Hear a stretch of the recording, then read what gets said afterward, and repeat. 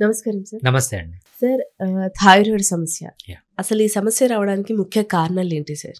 Thyroid అనేది common అండి. So, మనకు థైరాయిడ్‌లో కొన్ని వందల డిసీజెస్ ఉన్నాయి. ఆ వందల డిసీజెస్‌లో మనం 100 మందిని తీసుకున్నామనుకోండి థైరాయిడ్ వాళ్ళని. దాంట్లో 99 మందికి ఒక డిసీజ్ వస్తదనమాట థైరాయిడ్‌కి సంబంధించింది.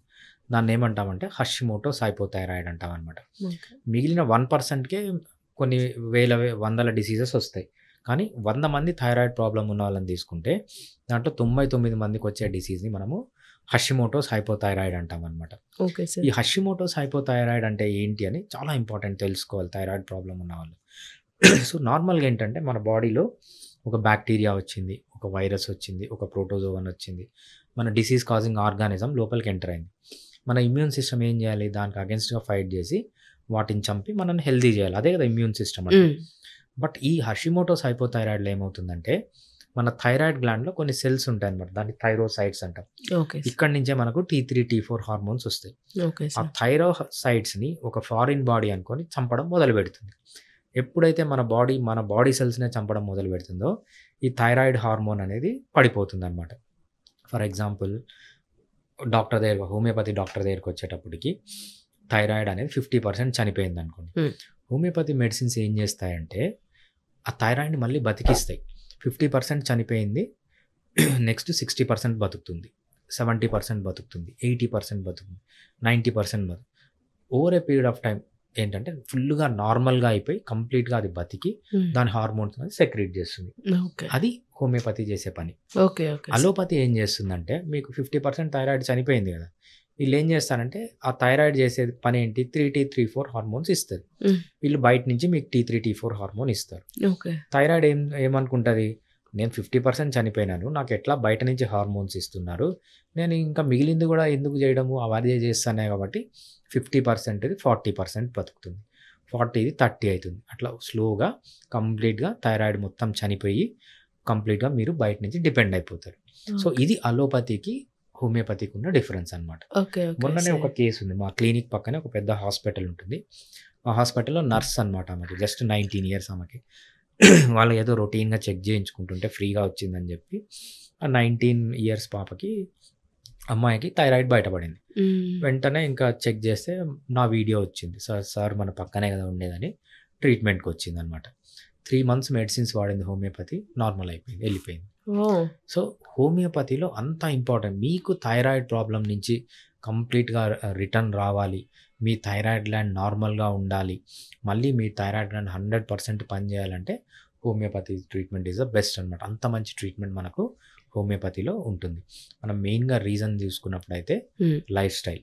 ఓకే. సో, మనం తినే తిండి గానీ, మనము స్ట్రెస్ గానీ, లేకపోతే మనము నిద్ర లేకపోవడం గానీ, ఆల్కహాల్, స్మోకింగ్, అదేవిధంగా ఎక్సర్సైజ్ సరిగ్గా లేకపోవడం ఇవన్నీ మనకు థైరాయిడ్‌కి లీడ్ అవుతాయన్నమాట.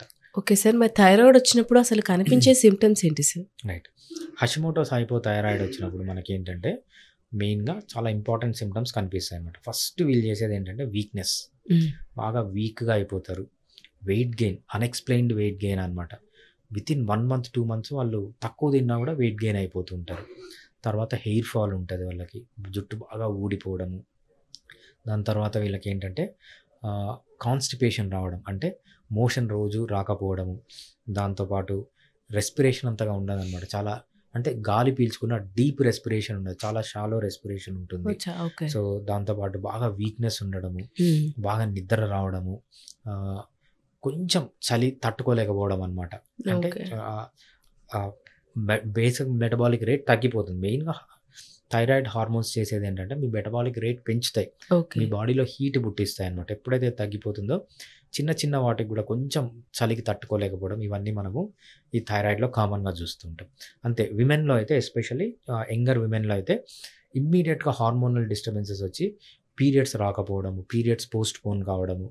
సో, ఇవన్నీ మనం కామన్‌గా చూస్తుంటాం.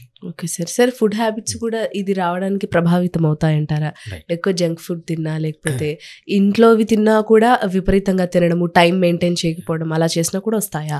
డెఫినెట్‌గా అండి. ఎస్పెషల్లీ 2 ఫుడ్ గ్రూప్స్ మనం కార్బోహైడ్రేట్ అంటాం. ఒమేగా 6 ఫ్యాటీ యాసిడ్స్ అంటాం. కార్బోహైడ్రేట్ అంటే తేనె, బెల్లము, చక్కెర. ఎక్కువ పిండి పదార్థం తినడం, rice, wheat, maize, jowar, bajra, ragi, జొన్నలు, సద్దలు, కొర్రలు, అండుక ఏవైతే పిండి పదార్థం ఉంటుందో అది.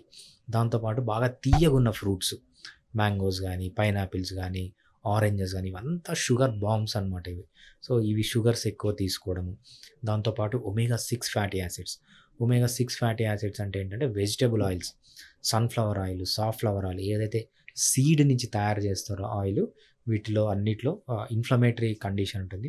కానీ మన సైడ్ అందరూ ఆయిల్సే వాడతారు కదా sir. Sunflower oil, palm oil ఎక్కువ వాడతారు. పామ్ ఆయిల్ ఏమో స్వీట్స్ అవి ఇవి చేయడానికి అలా వాడతారు. సన్ఫ్లవర్ ఇక డైలీ రొటీన్గా అదే వాడుతూ ఉంటారు. అది తప్పండి. సో సన్ఫ్లవర్ ఆయిల్లో మనకు around 70 to 80% omega 6 fatty acids ఉంటాయి. సో ఈ బుక్లో ఉంటుంది, లివ్ లైక్ అన్ అనిమల్ అనే బుక్లో. దాంట్లో ఏ ఆయిల్లో ఎంత మనకు ఒమేగా 6 ఫ్యాటీ యాసిడ్స్ ఉన్నాయో తెలిసిపోతుంది. మనకు సన్ఫ్లవర్ ఆయిల్లో around 75% omega 6 fatty acids. Omega 6 fatty acids అనేవి హైలీ ఇన్ఫ్లమేటరీ, అంటే మీకు బాడీలో కొన్ని కెమికల్స్ రిలీజ్ చేసి క్విక్గా ఏజ్ అయిపోయేటట్లు చేయడం, బాడీ పార్ట్స్ డ్యామేజ్ చేయడం మనము దీంట్లో చాలా ఎక్కువగా ఉంటుంది. మరి ఆయిల్లో ఏది యూస్ చేస్తే better sir? First best oil మనకి ఇండియాలో దొరికేది వచ్చి కోకోనట్ ఆయిల్. అచ్చా, right. Coconut oil is the best oil. Next best oil వచ్చి పల్లి ఆయిల్. పల్లిలో మనకు 25% ఒమేగా 3 ఉంటుంది, ఒమేగా 6 ఉంటుంది, 25% ఒమేగా 3 ఉంటుంది. మనకు దొరికే ఆయిల్స్లో తక్కువ ఉన్నది ఇదే అనమాట. మనకు ఆలివ్ ఆయిల్లో కూడా చాలా జీరో ఉంటుంది అనమాట. ఆలివ్ ఆయిల్ మనకు ఒరిజినల్ దొరకదు, రైట్. సో మనకి ఇండియాలో దొరికే ఆయిల్స్, ఒరిజినల్ ఆయిల్స్లో first best oil is the coconut oil. Second best oil వచ్చి మనకు పల్లి ఆయిల్ అనమాట. Okay sir. సో ఆ విధంగా ఆయిల్స్ని కూడా కొంచెం మార్చేస్తే హెల్త్ కూడా బాగుంటుంది. ఆయిల్స్ డెఫినెట్గా చేంజ్ చేయాలండి. సో రెగ్యులర్గా కోకోనట్ ఆయిల్ యూజ్ చేయండి, ఎప్పుడన్నా పల్లి ఆయిల్ యూజ్ చేయండి. That is the best combination.